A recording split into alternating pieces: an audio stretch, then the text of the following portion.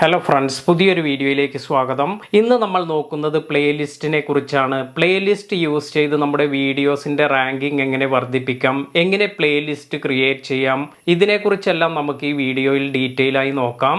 പല ക്രിയേറ്റേഴ്സിനെയും എടുത്തു നോക്കിയാൽ അവർ അപ്ലോഡ് ചെയ്യുന്ന വീഡിയോസ് അവർ പല പ്ലേലിസ്റ്റ് കാറ്റഗറിയായി തിരിച്ച് അതിലായിരിക്കും അവർ അവരുടെ വീഡിയോസ് എല്ലാം അപ്ലോഡ് ചെയ്യുന്നത്.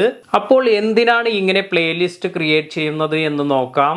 ഉദാഹരണമായി പറയുകയാണെങ്കിൽ, നിങ്ങൾ ഒരു പച്ചക്കറി ഷോപ്പുകാരനെ ശ്രദ്ധിച്ചാൽ പച്ചമുളക്, ഉള്ളി, ഉരുളക്കിഴങ്ങ് ഇങ്ങനെയുള്ള പല വെജിറ്റബിൾസും അവരുടെ ഷോപ്പിൽ ഓരോ കുട്ടയിലാക്കി വ്യത്യസ്തമായി ഓർഗനൈസ് ചെയ്തു വച്ചിരിക്കുന്നത് കാണാം. ഇതുതന്നെയാണ് നമ്മൾ നമ്മുടെ ചാനലിന് വേണ്ടി പ്ലേലിസ്റ്റ് ക്രിയേറ്റ് ചെയ്യുക വഴി ചെയ്യുന്നത്.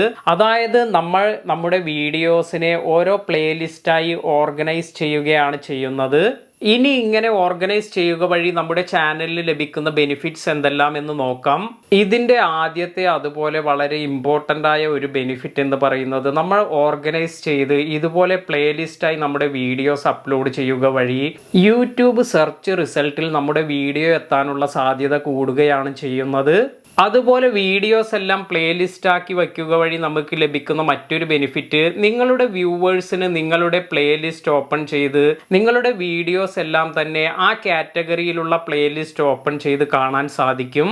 ഒരു ക്രിയേറ്ററെ സംബന്ധിച്ച് ഇങ്ങനെ ചെയ്യുക വഴി കൂടുതൽ വ്യൂസ് നേടിയെടുക്കാൻ സാധിക്കും.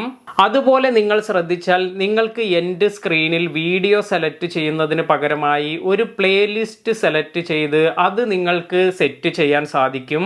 ഇങ്ങനെ ചെയ്യുക വഴി നിങ്ങളുടെ വ്യൂവേഴ്സിന്റെ ശ്രദ്ധ നിങ്ങൾക്ക് ഒരു കൂട്ടം വീഡിയോയിലേക്ക് കൊണ്ടുവരാൻ സാധിക്കും. അതായത് എൻഡ് സ്ക്രീനിൽ ഒരു വീഡിയോ കൊടുക്കുന്നതിന് പകരം നിങ്ങൾ ഒരു പ്ലേലിസ്റ്റ് എല്ലാമാണ് ആഡ് ചെയ്യുന്നതെങ്കിൽ നിങ്ങളുടെ വ്യത്യസ്തമായ വീഡിയോസിലേക്ക് നിങ്ങൾക്ക് വ്യൂസ് കൊണ്ടുവരാൻ സാധിക്കും. അതിനാൽ തന്നെ ഇത്ര കാലം പ്ലേലിസ്റ്റിന് വളരെ ഇമ്പോർട്ടൻസ് ഒന്നും നൽകാത്തവർ തീർച്ചയായും പ്ലേലിസ്റ്റിന്റെ ഇമ്പോർട്ടൻസ് മനസ്സിലാക്കുക. നിങ്ങളുടെ ചാനലിൽ സെപ്പറേറ്റ് പ്ലേലിസ്റ്റ് നൽകുക വഴി നിങ്ങളുടെ ചാനലിന്റെ വാല്യൂസ് വർദ്ധിക്കുകയും ചെയ്യും. ഇനി നമുക്ക് നമ്മുടെ ചാനലിൽ എങ്ങനെ പ്ലേലിസ്റ്റ് ക്രിയേറ്റ് ചെയ്ത് നമ്മുടെ വീഡിയോസ് ഓർഗനൈസ് ചെയ്യാമെന്ന് നോക്കാം. ഇതിനായി നിങ്ങൾ YT സ്റ്റുഡിയോയിൽ ലോഗിൻ ചെയ്യുക. അതിനുശേഷം ഇവിടെ മൂന്നാമതായി വന്നിരിക്കുന്ന പ്ലേലിസ്റ്റ് എന്ന ഓപ്ഷനിൽ ക്ലിക്ക് ചെയ്യുക. ഇപ്പോൾ നിങ്ങൾക്ക് ഇവിടെ എൻ്റെ ചാനലിൽ വന്നിരിക്കുന്ന പ്ലേലിസ്റ്റ് എല്ലാം കാണാം. അതായത് unboxing and review, new YouTube updates, YouTube accessories, important videos for new YouTubers, അതുപോലെ വ്യൂസ് കൂടുന്നതിന് വേണ്ടിയുള്ള ട്രിക്സ്. ഇങ്ങനെ താഴത്തേക്ക് നോക്കിയാൽ നിങ്ങൾക്ക് പല വിധത്തിലുള്ള പ്ലേലിസ്റ്റുകളിലാണ് ഞാൻ എൻ്റെ വീഡിയോസ് എല്ലാം അറേഞ്ച് ചെയ്തിരിക്കുന്നത്.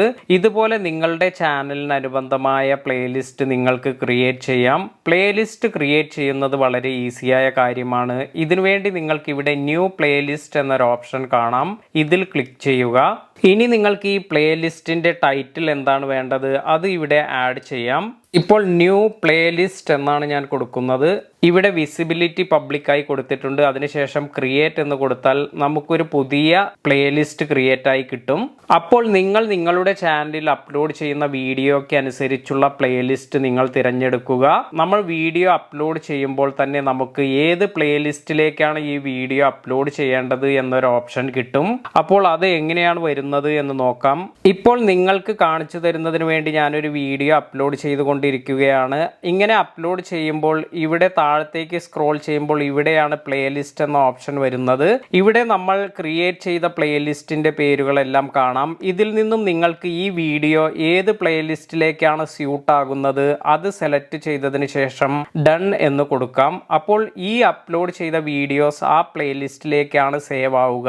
ഇങ്ങനെയാണ് നമ്മൾ പ്ലേലിസ്റ്റ് യൂസ് ചെയ്യേണ്ടത്. വീഡിയോ ഇഷ്ടമായെങ്കിൽ ലൈക്ക് ചെയ്യുക. ചാനൽ സബ്സ്ക്രൈബ് ചെയ്യാത്തവർ സബ്സ്ക്രൈബ് ചെയ്യുക. പുതിയ വീഡിയോയിൽ കാണാം.